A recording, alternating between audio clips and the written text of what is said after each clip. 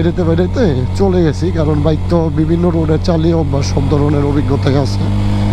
তার জন্য নর্মালি নতুনদের জন্য একটা টিপস থাকবে, সেটা হলো আপনার কাজ হলো আপনি যদি মনে হয় যে গিয়ার বেশি গিয়ারে যাচ্ছে না, আপনি গিয়ার কমিয়ে দিবেন, একেবারেই না পারলে 1 নম্বর গিয়ারে দিয়ে দিবেন।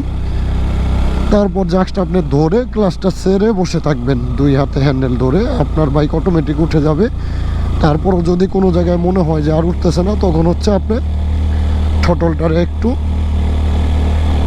বাড়ি দিবেন। যে কোনো বাইকই হোক, যে কোনো কোম্পানির বাইকই হোক, আশা করি ইনশাল্লাহ উঠে যাবে। দেখেন ম্যাগগুলো চলে আসছে। আমি কিন্তু এই ম্যাগের জন্য আজকে এই ট্যুরে আমি গোপ্রো দিয়ে ভিডিও তেমন করতে পারি নাই, কারণ আমার কাছে ওই ওয়াটারপ্রুফ কেচিংটা নাই। নর্মাল যে কেচিংটা, যেটা দিয়ে এই ভয়েস দেওয়া যায়, কথা বলা যায়, ওইটা। তো এই দেখেন অবস্থা, আবার ম্যাগ চলে আসতেছে। তবে এইটা অনেকেই ট্যুরে আসে, পাহাড়ে আসে, অনেকে এই ধরনের এটা পায় না। এটা যারা পায় আমি মনে করি তারা ভাগ্যবান। মানে আসলে পাহাড়ে আসলে ম্যাগ না পাইলে পাহাড়ের সৌন্দর্য পুরোপুরি উপভোগ করা যায় না বা পুরোপুরি পাওয়া যায় না। তো ওই সৌভাগ্য হয়েছে। আজকের এই বগা লেক থেকে বর্তমানে ডিম পাহাড় আসছি, এই পর্যন্ত এইরকম কয়েকবার হয়েছে। তো এক জায়গায় দাঁড়ায় মোবাইলে ভিডিও হচ্ছে, এই দেখেন এইগুলো সব ম্যাগ।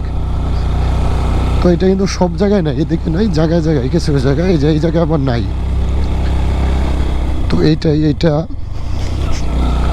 এই ম্যাগগুলো দেখার জন্য অনেকে আমরা বা অনেকে আছে দার্জিলিং যায়, মেঘালয় যায় ম্যাগগুলো দেখার জন্য। তো আমাদের দেশের এই বান্দরবনে ম্যাক্সিমাম সময়ই, বিশেষ করে বর্ষাকালে এইগুলো দেখা যায়। আর সাজেকে তো আছেই। তবে রাস্তায় এরকম একদম ঘুলাতে অন্ধকার করে মেঘ আসে, এটা আসলে সব সময় না। এটা আপনি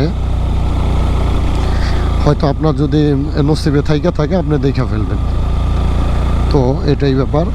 তো দেখতে দেখতে আমি কিন্তু প্রায় ডিম পাহাড়ের একদম টপের দিকে চলে আসছি।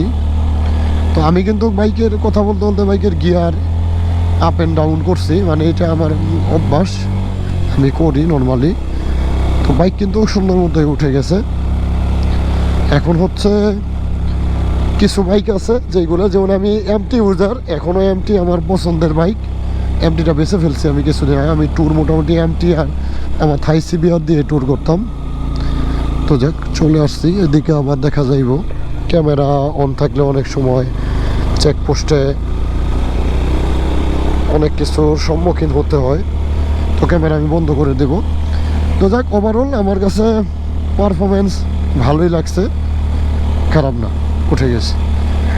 আর এই যে আমি আবার মেঘের ভিতরে চলে যাচ্ছি, এটা তো একদমই ওয়াও, একদম শরীর ঠান্ডা করা মেঘ।